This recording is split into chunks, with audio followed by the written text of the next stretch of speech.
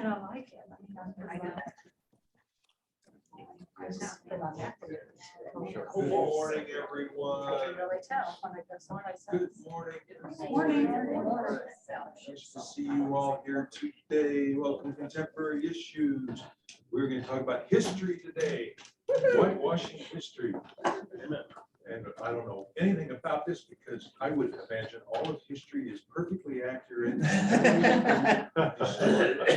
But we might learn different today.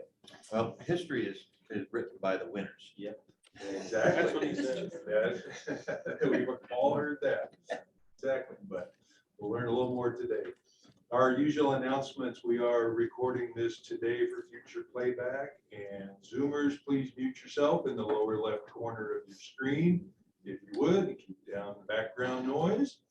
And other announcements. Rev Jerry was on a roll today with his sermon. He was rocking and rolling, putting that Texas twang in there. And Southern Baptist. the Southern Baptist came out in here, didn't it? That's right. Said, the Bible is your friend. Word. Read your friend, read that word every day.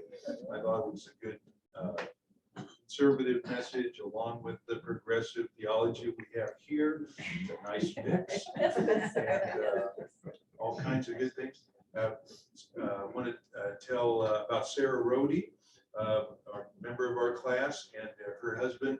I forgot your first name. Ross. Ross, yes, of course. Yeah, she had a solo today and did such an excellent job, Ross.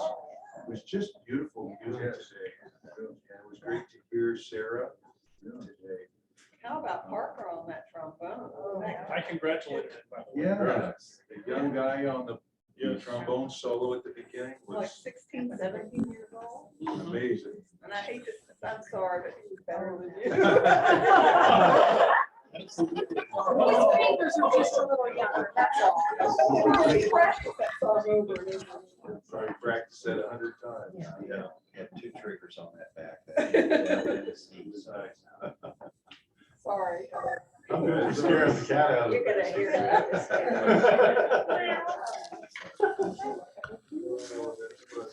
Hi, Becky, nice to have you with us too. Morning. Good morning to you. If you would mute yourself on the lower left corner of your screen also, as we keep the, you're muted now, good. Okay, other things. Next week, we're going to talk about media.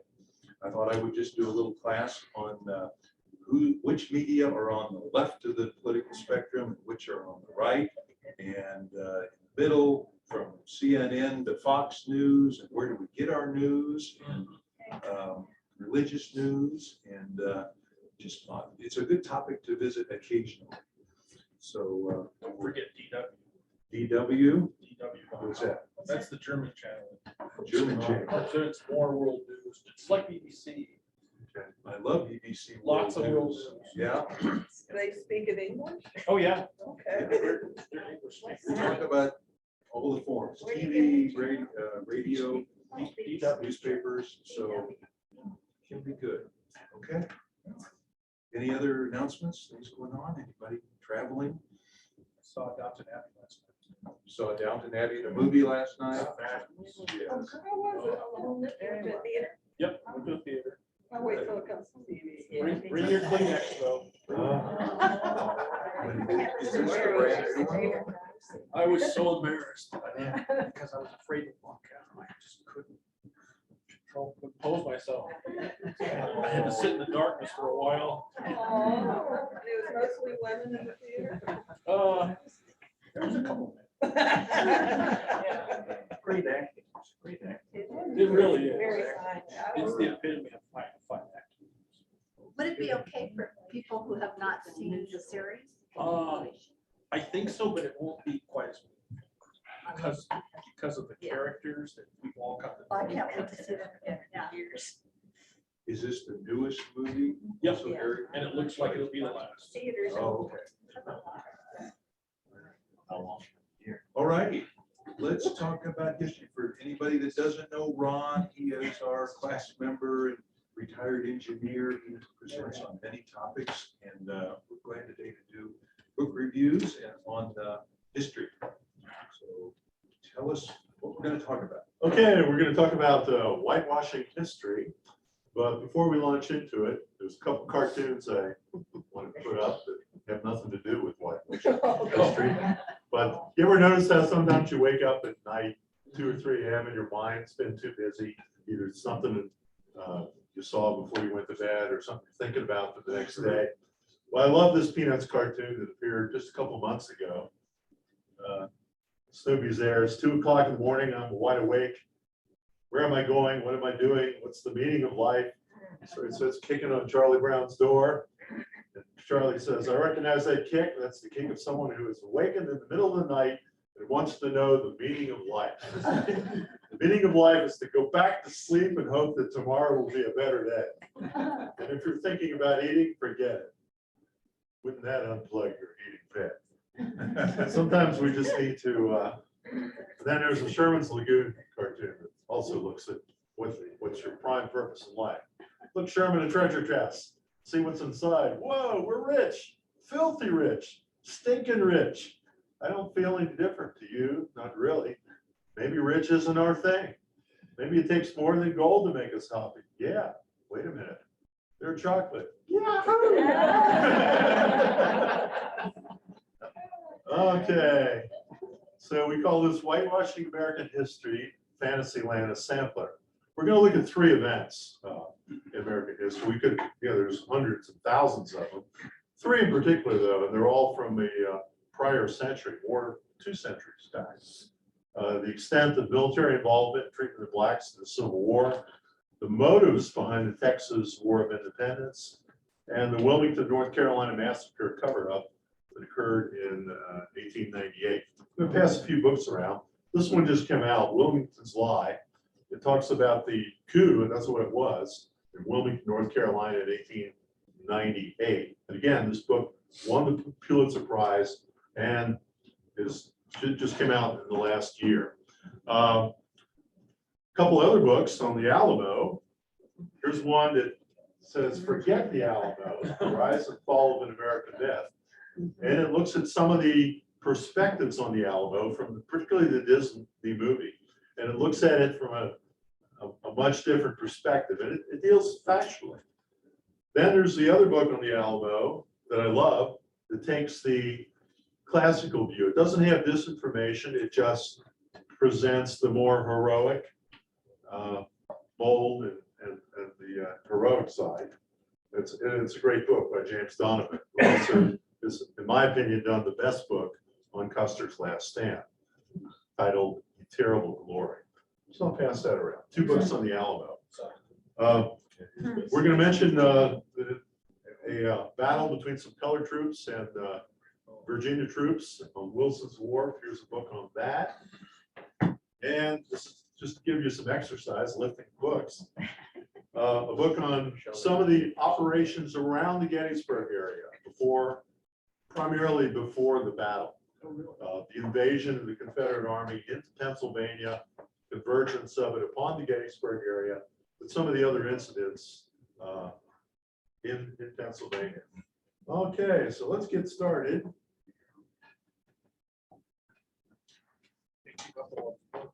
Okay, there's those books. So let's roll through that. Next one. I like this saying by Dwight Eisenhower that certainly applies to some of the things going on right now. Don't join the book burners. Don't think you're going to conceal faults by concealing the evidence that they ever existed. Don't be afraid to go into your library and read every book. As I give this presentation, I gave one presentation to a Rotary not too long ago, and I talked on the subject of slavery in the Civil War. And there was at least one gentleman, I'm not sure I could call him a gentleman, in the audience who really, really thought I was way too negative, tearing down our country, that kind of thing. Where was that? One of the Rotaries. I've spoken to many, but I want to make sure you realize that I love this country and I think the world of it. But sometimes we do need to back off and look at things accurately, not to be afraid to say, yes, our country does have imperfections. It's not perfect, and you're doing your country a favor if you can look at it accurately and not put anything way up on a plateau where it can't be questioned, can't be looked at from different angles. Okay, next one. I'm always quoting Feynman, Richard Feynman in my lessons here. First principle is that you must not fool yourself that you're the easiest person to fool. Students should be made to think, to doubt, to communicate, to question, to learn from their mistakes, and most importantly, have fun in their learning. There's another quote, not from Feynman. Stupid is knowing the truth, seeing the truth, but still believing the lies. And again, a Feynman quote again, I would rather have questions that can't be answered than answers that can't be questioned. We particularly see that in today's modern politics and even in many of today's religions. Okay, next one. First subject we're going to touch on the blacks in the Civil War. Unknown, and you wouldn't know it from movies and stuff, but apparently about 10% of the Union Army ended up being black before the war was over. Something like 179,000 black men served in the Civil War, and over 40,000 of them died either by combat or disease. Okay, next slide. Looking at the Confederate Constitution, for those that think the Confederacy was just, just a states' rights kind of thing. But the Confederacy basically took the American Constitution and went into lawyer work on it to revise and come up with a constitution for the Confederate States. And they pretty much kept the US Constitution, but notice what they added. No bill of attainder, ex post facto law, denying or impairing the right of property of Negro slaves shall be passed. So they put that right into the Confederate Constitution. And then they also put in the Confederate States may acquire new territory, and in that territory, the institution of Negro slavery as it now exists in the Confederate States shall be recognized and protected. So there's no doubt the Confederate Constitution was there to continue, protect, and expand slavery. Next one. James Longstreet, the Confederate general who switched over to a very pro-union position after the war and a very progressive, liberated attitude toward Black Americans. He said, "You're kidding yourself. You don't think the Civil War wasn't fought about slavery. It was fought about slavery." 1861, the Confederate Vice President Stevens made a famous speech in Charleston where he characterized the great truth of slavery as the foundation and cornerstone of the Confederacy. Next slide. How many have seen the movie The Free State of Jones? Matthew McConaughey. That's basically about a county in Mississippi that's sort of semi-seceded from the Confederacy and had their own little civil war within Mississippi to sort of break away and not follow the Confederate statutes. Some quick notes. 1863, the Confederate Congress threatened to punish severely officers of Black troops and enslaved Black soldiers. In fact, in some early conflicts, if a white man was caught leading Black troops, that white man was sometimes severely punished or even executed. They looked upon that white leader as leading a slave rebellion, even though he was leading Black Black Union troops against them. So President Lincoln actually had issued an order, Order 223, threatening reprisal on Confederate prisoners for any mistreatments of Blacks. Nonetheless, there were many instances where Black troops were killed, re-enslaved, or treated very, very harshly. Next one. We touched on the Fort Pillow massacre in an earlier lesson we gave, but this is where Nathan Bedford Forrest, one of the key founders of the Ku Klux Klan, led a massacre of Southern troops against Blacks captured at the Battle of Fort Pillow. And There's a great book on that, River Run Red. Excellent. Okay, there's another movie. How many have seen the movie Glory? Okay, this of course is about one of the very first black troop regiments that was formed, and it was a Massachusetts white man who led those black troops on the assault on Fort Fisher. That battle was unsuccessful. There were many, many casualties, but the black troops fought very bravely. And they quickly proved themselves to be every bit the equal of white soldiers. Next one. Here's an incident we're going to lead it to. There was a general on the Union side called General Edwin Weil, and he led several thousand Union troops into an area of North Carolina. They liberated in this military maneuver several thousand. The raid fleet freed about 2,800 slaves. This was just a minor military movement into North Carolina by Weil. And some blacks went along with him, and there were 3 women in his expedition. And they came upon the plantation of a guy named Compton. And they caught Compton and they put him on a whipping post and gave him lashes.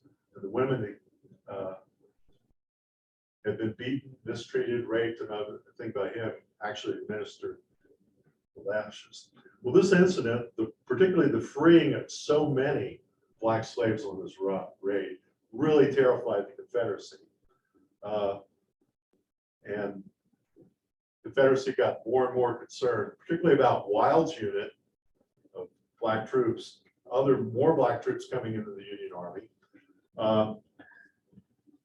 And this was a letter also showing how black troops were treated. A letter sent to Secretary of War Stanton, dated November of 1863, reported, First Lieutenant George Coleman was captured 2 months ago on a raid, was hanged within 24 hours, together with 20 black privates who were taken prisoner with him. So there were still atrocities being committed against, particularly against black soldiers who were captured. Okay. So one of the first key engagements of an almost entirely white unit against a black unit happened in Virginia in May of 1864. General Lee was fighting the Battle of the Wilderness against the Union Army coming down towards Richmond. In fact, the Union Army was in 25 miles of Richmond when Lee heard of this black unit out there at Fort, what they called it, Wilson's Wharf, or Fort Pocahontas on the James River. And they were so concerned because it was this black unit that had participated in the raid in North Carolina. The General Bragg ordered a Confederate cavalry leader to detach 2,500 much needed men and go over there and try to wipe out Fort Pocahontas. Excellent. In that battle, this is a letter that Corporal Price, 2nd Virginia Cavalry Unit wrote. He said, the reason we carried our sabers when we was dismounted was we had orders to kill every man in the fort if we had taken it. So they were going over there with the intent not only to take that fort, but to kill that black unit that held the fort. Fortunately, the fort was held. About 200 Confederates were killed and wounded in that unsuccessful attack. There were a few African-American soldiers captured, and some of these were shot, and one was, so the atrocities were still going on. Although Lincoln's order did cut down on it to a great degree. As the war progressed, there were less and less instances of these atrocities. Question. These instances you're showing us, were these all whitewashed in history? Were they not in the history books until recently? They simply, they're there, like the one book we're passing around does talk about it, but they're generally, they just weren't emphasized. You'll be hard finding a Civil War book that mentions Fort Pillow or Wilson's War or this raid by, it's just kind of, let's not emphasize those. Likewise, Why was that? uh, Is it the historians who wrote it just chose not to give those things weight? yeah, well, some of those actions were less critical in terms of casualties and strategic importance. But it's just another case where you tend to emphasize the good things that you did as winners and kind of forget about things like the Andersonville prison, the mistreatment of prisoners in general, in the Civil War, the atrocities and the guerrilla warfare that went on in particularly Missouri, Tennessee, tend to be de-emphasized. It's just not the heroic image you want. Where were the Buffalo Soldiers and all this? The Buffalo Soldiers were pretty much out in the western part of the country, mostly post-Civil War. You have to remember also that even though the slaves were freed, there was still an awful lot of antipathy on the side of whites against blacks. Just because they were, quote, freed and let go, that doesn't automatically shift white people's thinking about the black. I mean, look at today, it's still.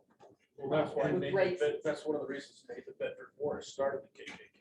was to Yeah. Capitalize on those ill feelings. But I'm not just talking about the Confederacy, I'm talking about the North too.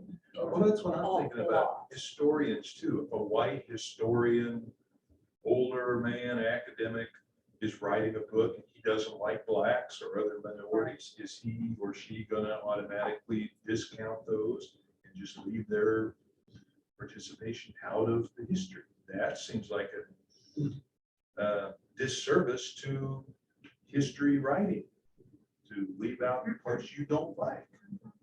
And really good example of that we've all probably heard more about in the last couple of years.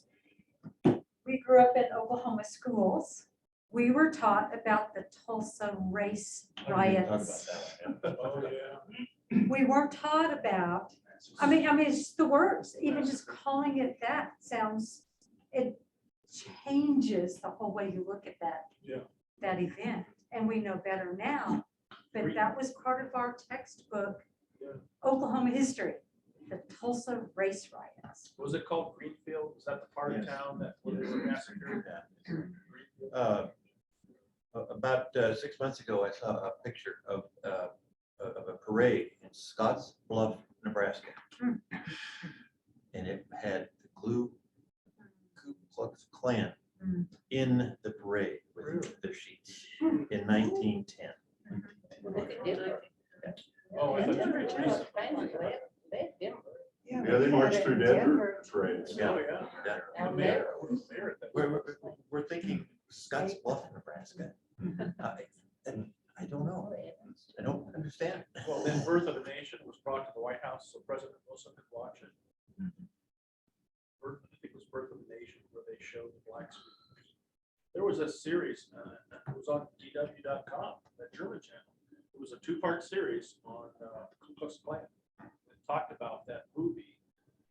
One of those where there was no talking, it was black and white, and it showed the blacks being beat, and the heroes as the Ku Klux Klan. This was watched by President Wilson in the White House. Because he was a racist. That's what they say. That's what they say, yeah. Okay, now, let's roll. Let's get to the next event. In June of 1863, as the Confederate forces were sweeping up into Pennsylvania, the one book says there were thousands of black families out fleeing ahead of the Confederate armies because the Confederate army was scooping up every black families, freedmen. They didn't care what their status was.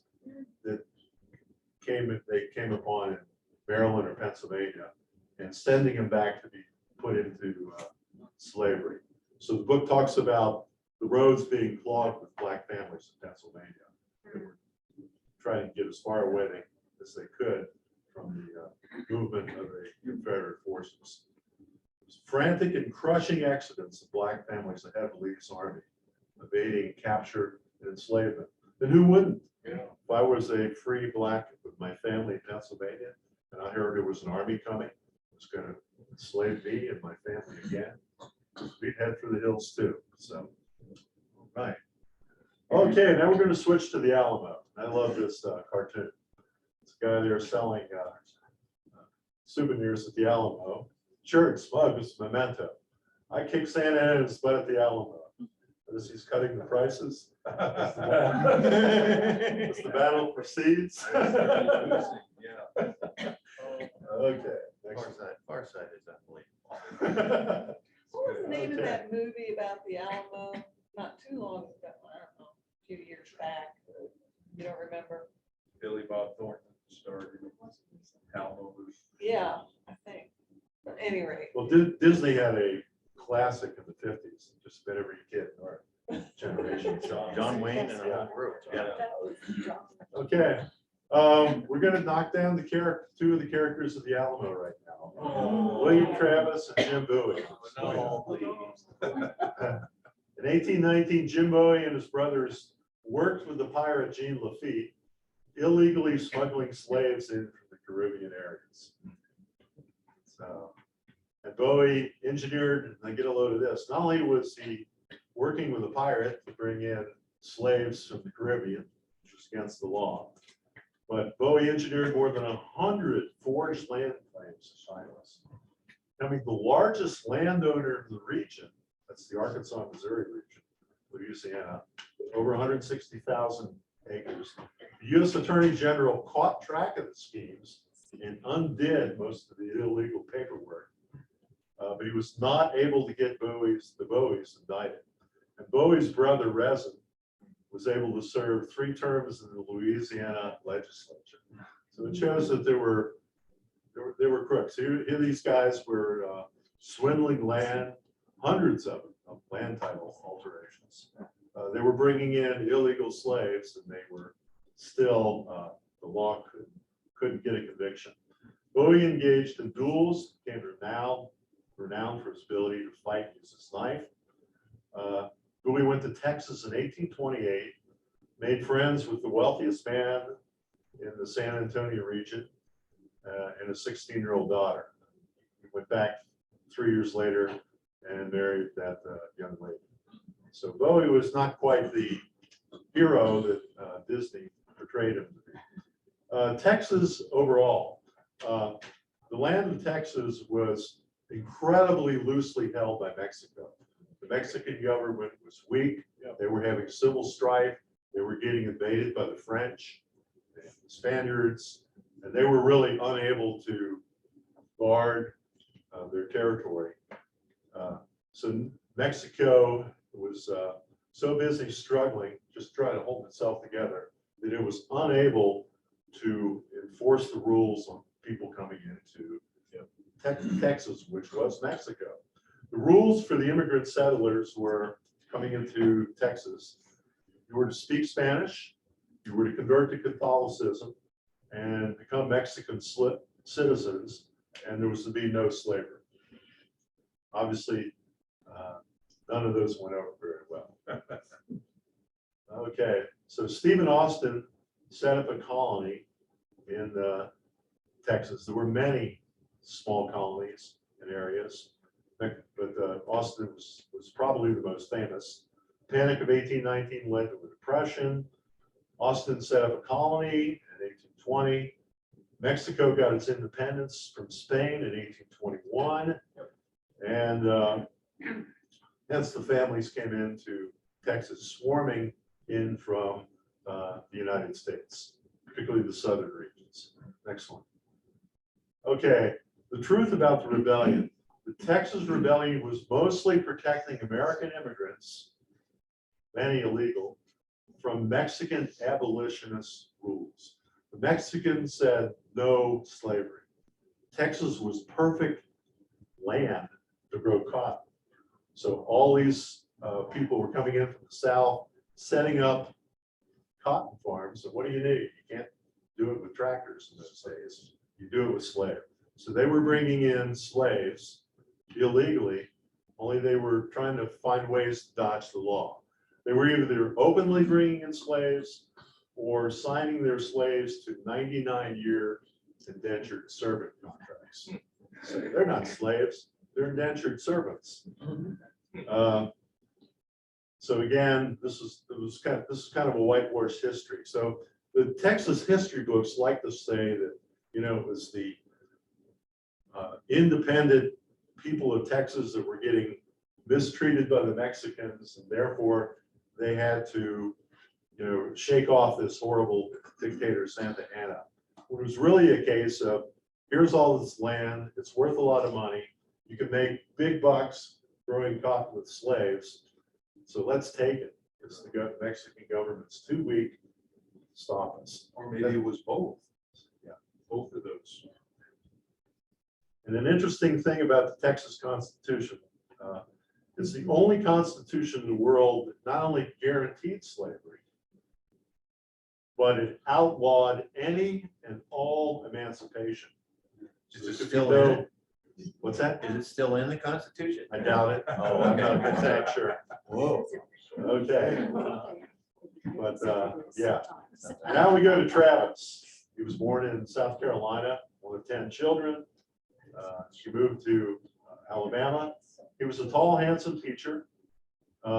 He started teaching at age 19 at an academy.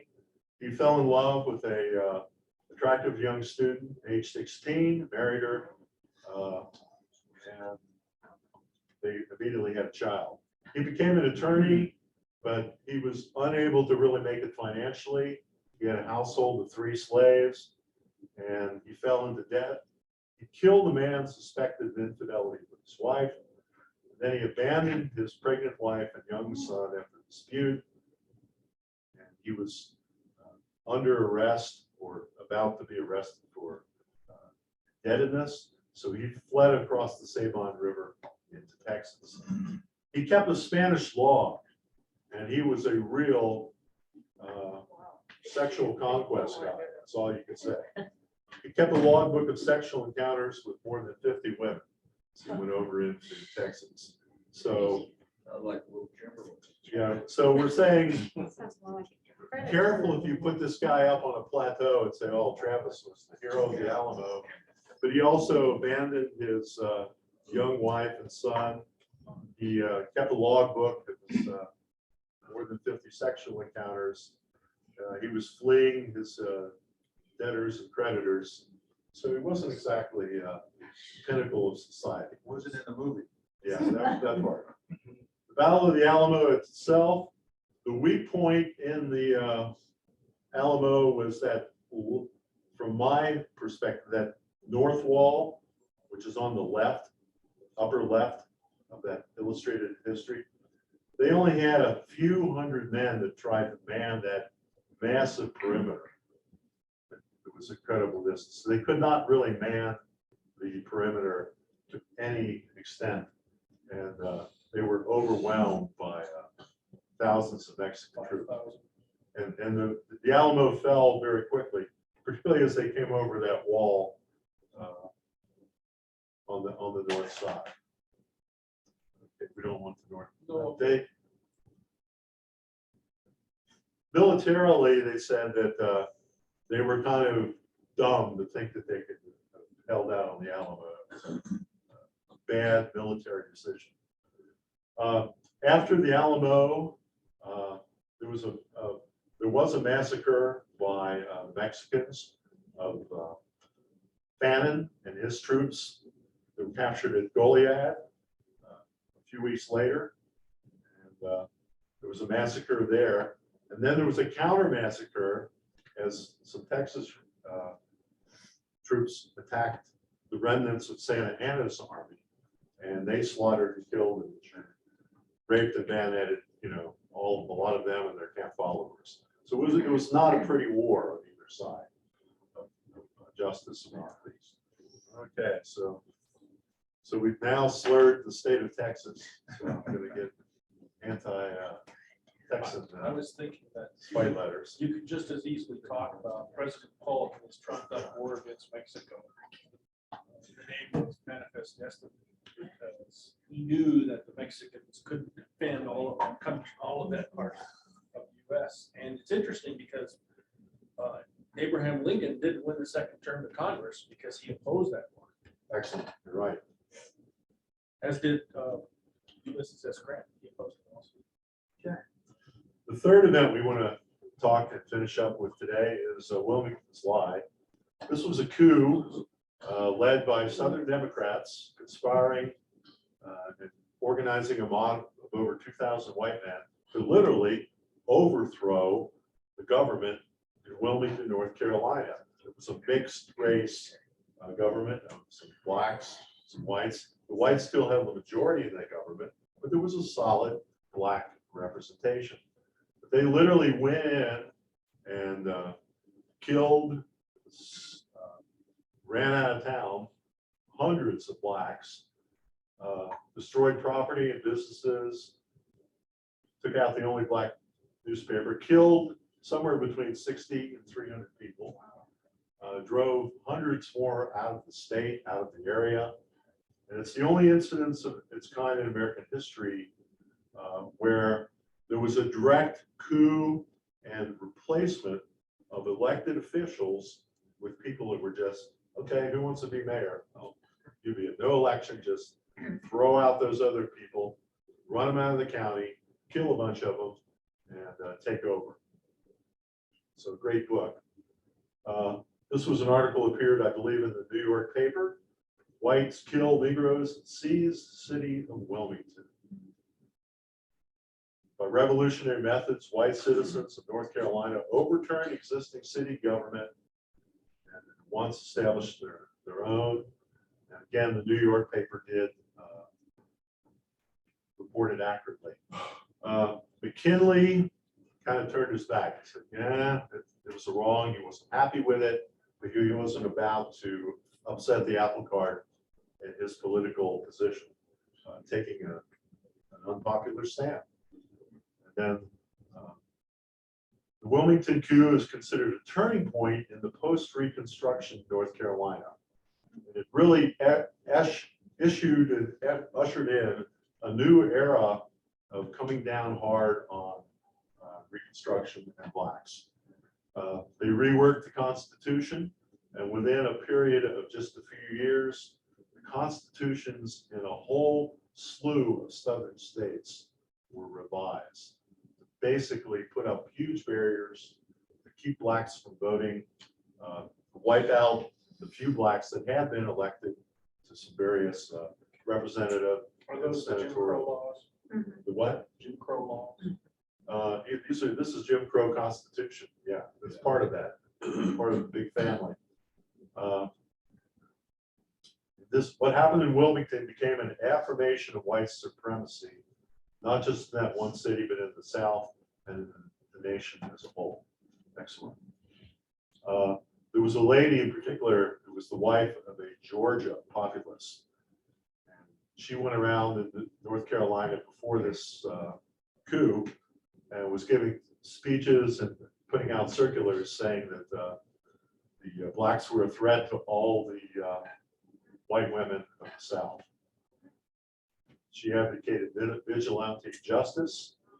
And one of the heroes of this, who was run out of town, was Alexander Manley there, editor of the Wilmington Daily Record. He wrote some rebuttal articles to her inflammatory letters and papers. And he got run out of town and told never to come back. That's right up his life. He was lucky to get out alive. Next one. So we say history can repeat itself. Okay, well, I've talked a lot. These are just three incidences. Again, we want to look and see, is this the last slide? There might be one more. Okay. There's such a thing as called American exceptionalism. This is a theory that says we Americans are exceptional. The phrase American exceptionalism is basically a statement saying this country is better than all the rest. We've had, we're more noble, more honest, more Christian, more whatever. And, this is philosophy that carries on to a great degree today. Many political leaders talk about American exceptionalism, and now we're better than the rest. Excellent. And you know, it's Germany that's sending us babies. You know, they were saying on the news this morning that, That's how that. that since the US needed this, they were gonna help us out. Yeah. You know? Okay, so we come down hard. These are three events from the past century, from the 1800s, 2 centuries ago now. But I think it's important to be able to say, you know, hey, this is history. Let's not pretend that some of these things didn't happen. Go through more current times. The Vietnam War, the My Lai massacre. Yep. The imprisonment of Japanese Americans in the Second World War. Yeah. Those were not really covered at the time that they occurred. And then, They were covered up, probably. and then from Yeah. what there was a bit on TV not too long ago about the people that were in those camps, if they were like over 17 years old, were forced to serve in our military. And yet their families were in the internment camps. Well, that's the, I think it's the regiment 442. Yeah. That was, I mean, they Fought in Italy, yeah. in northern Italy and then Yes. up into France. And they saved a lot of people's lives. They had a high rate of casualty rate. Oh, yes, definitely. The Trail of Tears, Oh, yeah, Right. Indians. the moving of native peoples to small reservations. Can I put that into a little bit of perspective? Oh, please do. At the beginning of the war, they had literally thousands of Nisei in the military. Nisei is second generation American in Hawaii. And when they tried to enlist or go to war, they were not allowed at that particular point.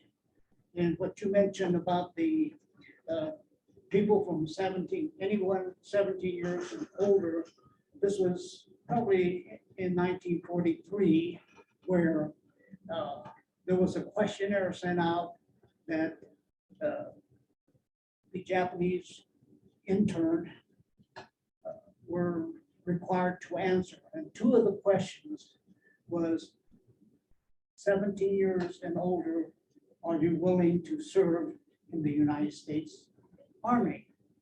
And the next question was to abstain from any loyalty to the Japanese emperor. Now, here these people are in a concentration camp behind barbed wire with the soldiers posted all around the compound, and they're asked to join the army. So, you know, any logical person would say, well, why would I join the army since you incarcerated me and I'm a US citizen? And the second question about loyalty to the emperor, the younger generation, the second generation, had no idea who the emperor was and why would they have loyalty to the emperor. And those Issei, the first generation, they couldn't get American citizenship. And yet they were told to rescind their loyalty to the emperor. So then they would have no country. So there was some issues with that. Were they forced or were they volunteers? Because I'd always thought they were volunteers. Yes, they did finally form the 100th Battalion and the 442. Right. And as somebody you mentioned, they were the highly decorated units in the second. But they volunteered, was all volunteers? They're all volunteers, yes. Okay. All volunteers. That's what I thought. Well, but volunteers relative, it's like what you just described. Exactly.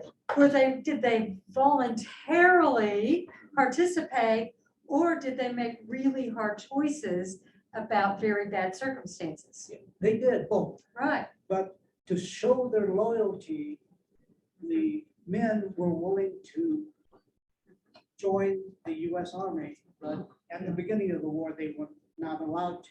But when they finally got the regiment together, you had, at the top were all white officers. Although at the bottom, at the lieutenant level, they did get a few to rise up to that level. And if you remember Senator Daniel Inouye From Hawaii, from Hawaii, Mhm. he came out as a captain. lost his arm. And he lost his arm, and then here he is back in the United States trying to get a haircut, and nobody would give him a haircut because even though he served in the army, distinguished, Yep. he did eventually get the highest honor for a military cadet. He was not allowed, or they would not give him a haircut. These are stories, unfortunately, when we talk about the three situations that you brought up, Ron, that we're not talking about American per se, but white supremacists. And that's even today, and we have that unfortunate situation. Right now, they're talking about the replacement theory, and Oh, yeah. Well, it's interesting today that some people are calling it white history books, and that black history books are being written. And of course, conservatives and others are saying that those are tainted, biased, of course, against whites. That we're shifted from white bias to black bias today, going too far in telling their stories and making whites feel guilty about their history. So would you agree? Do you think that that is going on in some places today? I had to read the books to decide. Yeah. But of course, that's what they're talking about with CRT. critical race theory, right? The pendulum has swung too far in some schools, and some teachers are teaching a distorted history about whites being even worse than they were, and the kids should feel guilty about being white because of the white problems in the past. Well, that's an interesting point, Steve. Are you sure you want to get rid of all the mythology? Defense, devil's advocate here on all countries have mythologies. You started out by saying the aspiration level in a democracy, like Obama said, it's messy. It's an experiment. It's the city upon the hill. The kumbaya of the pilgrims and the indigenous ones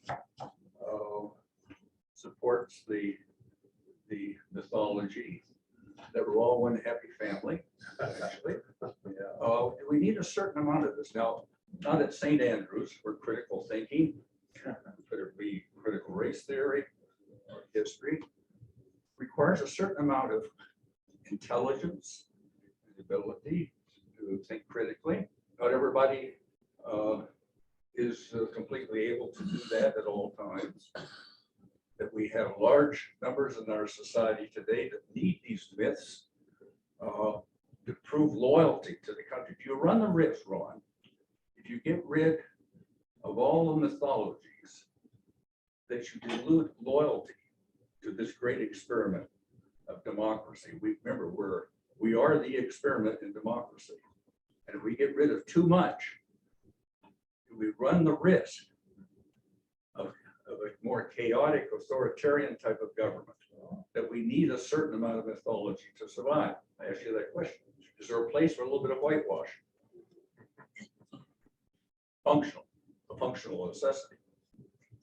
I think overall, if you look at the history of the country, if you're well read on both sides, you do see that there's ample evidence to say, yes, America has some very critical deficiencies, but it has done a better job than most nations of the world. So if you read both sides, I think you'll come to the position and say, yeah, we've got a bright side and a dark side. it's kind of balancing. You need a Right, certain, so you have- you need a some of certain each. amount of capability to be able to do that. What you're proposing. There is a certain part of the brain that over time, you're talking loyalty, that you become loyal and it can't change. It doesn't change unless there's a specific dramatic change that happens to that person.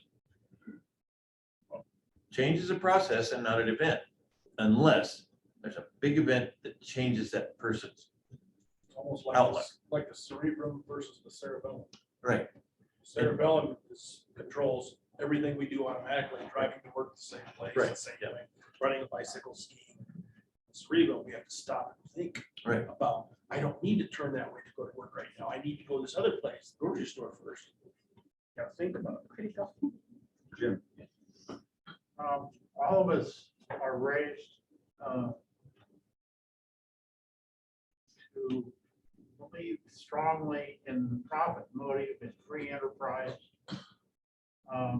And I think a lot of, I mean, I'm not here just to denigrate it, but I think that one of the things that you notice in almost all of the historical incidents that you're talking about, that we talk about, is the impact that a profit-centered activity had on this injustice.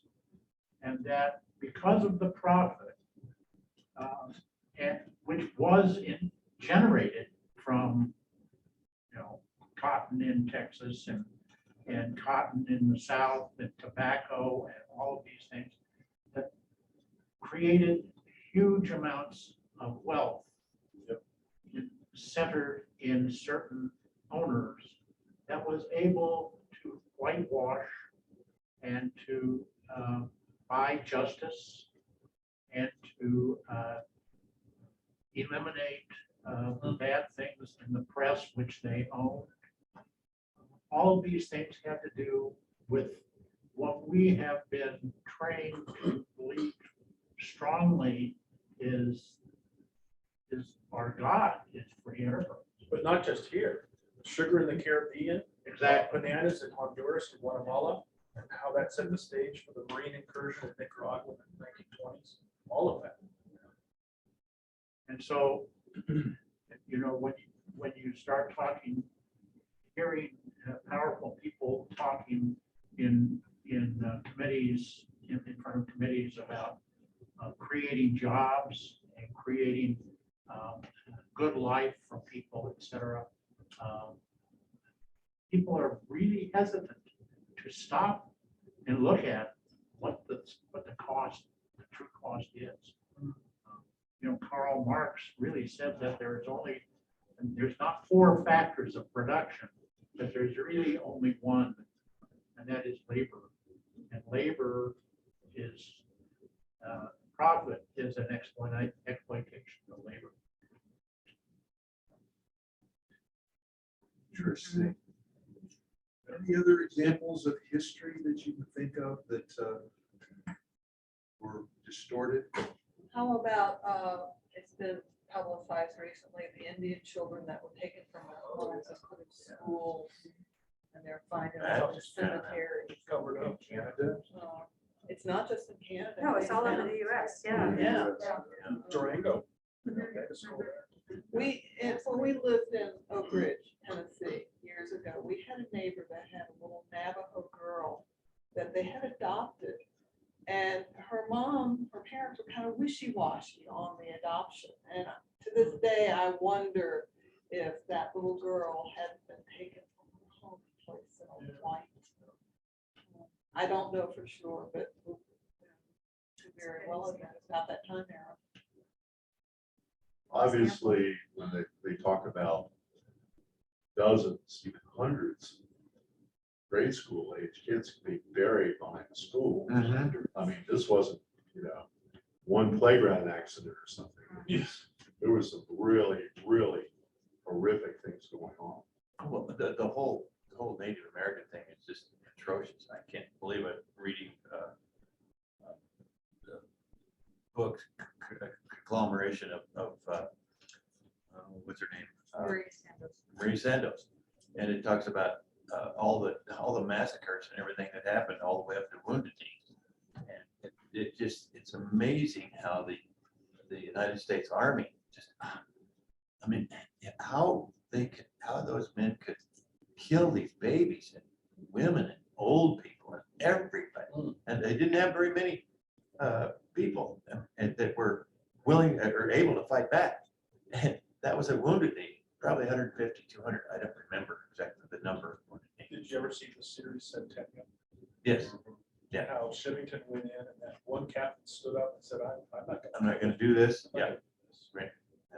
They court-martialed him. Yet we still have a mountain right out there that is named Heaven. Right. Who was They're one of changing the persons responsible He was the governor for of Sand Creek. Blue Sky. So it's changed to Mount Blue Sky now? Blue Sky. Yeah. Yeah, they officially changed it. Do the history books get revised? Those of you that are teachers, do they get revised over time to be more accurate as more is known and accepted? I think in some cases, Eric's a high school teacher, science, science teacher. and even as a science teacher, I don't know what this critical race thing is all about. I've heard reports, but I've not actually looked at the social studies curriculum that had in each district, like Douglas County versus Jefferson County. Who on the Critical school- race theory is really taught only in law schools. It's not something that's taught in mainstream schools. So it hasn't made its way into the curriculum. I don't know, but I think that's not even, that's not even. I don't know, I don't know either. Run a class on that recently. Yeah, I don't know. Yeah. Trying to define what it is. Right, that's, yeah. Can I ask real quick, does anybody know, how do school districts decide on history books? Do they read, does a committee evaluate whether a history book is All the accurate? history teachers, and they would send them back and say, yes, this is right. My aunt did that in Oklahoma, in probably all those Oklahoma history books. She would have stacks of books in her house, because all the publishing companies would send them to her as a history teacher and say, what do you think? Steve, it's a 3-year process, because I've had to do it, and I'm part of that. And the first year is, what direction do you want to go? Then the second year is evaluating textbooks and all of that. And then the third year is the implementation. So it's that committee. I was on a committee that basically changed physical science from a 7th grade study, a 7th grade class to life science in the 7th grade. Oh, And was that the shift away from IPS? yeah, because I was teaching IPS and it was costing, $2,000-3,000 for all the equipment and everything every year. And I said, well, what's going on?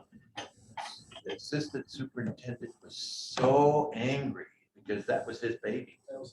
That was his baby. And we got it changed to life science, physical science, earth science. That's when I came into 7, Jefferson County, 8, 9. after that happened. Yeah. And he said, well, you got your way, didn't you, Clark? So he was angry. Curriculum committee, and you're looking for accurate. And we two sides look of for the those story. things. Yes. What do we want to teach in life science and what level?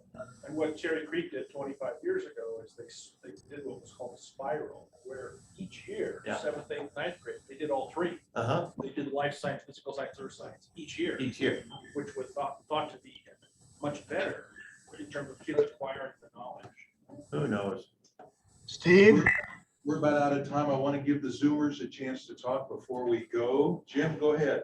Well, Peggy Harrison has wanted to make a comment. Go ahead, Jim. Go ahead. Well, ladies Jim, first. and then- Okay. I worked on a textbook maybe 7 years ago. I was working with a professor that was writing a textbook, and it was so fascinating working with the editor because they knew who the states were that were going to be buying the majority of these books for their particular state. So we had about 5 states that we had to be absolutely sure in all of the materials, whether it was teacher support materials or the textbook or whatever, that their curriculums were covered in this textbook so that it would be an attractive textbook. One of the states, I'm not picking on Texas, one of the states, okay, and I have several friends that are teaching down there, and their state selected textbooks for the entire state so that my friend who is teaching in elementary, everybody is on the same page on the same day. Now, my friend loved that. She came from Colorado because she could then spend her time figuring out on how to deliver that content. She didn't have to think quite so hard. She wasn't creating her own curriculum. But the other states, we just had to be sure those materials were available, whether the majority of the country would ever teach some of that curriculum. The other thing was that, well, that's all I'm going to say about that. But it was really fascinating to see what the priorities were because of the sale of how many of those textbooks they could sell. Sure. That's complicated. Thank you, Dave. That's Jim, Capitalist connection. Jim, go ahead. Well, I just want, it's a point aside from our subject. I wanted to thank Carrie for her Pat Lameau comment on Facebook about Speaker Pelosi being banned from communion in the Catholic Church because of her stand on abortion. Oh, Pelosi banned from that, from getting communion in the Catholic Church. There's another hour discussion we could do. Very good. Okay, well, thank you, Ron. Thank you, Ron. Another good discussion. Right. Thanks, everybody. We'll see you next Thank week. you. Thank you. Bye, have a great week. It didn't take care of it. I'm always reading. Okay.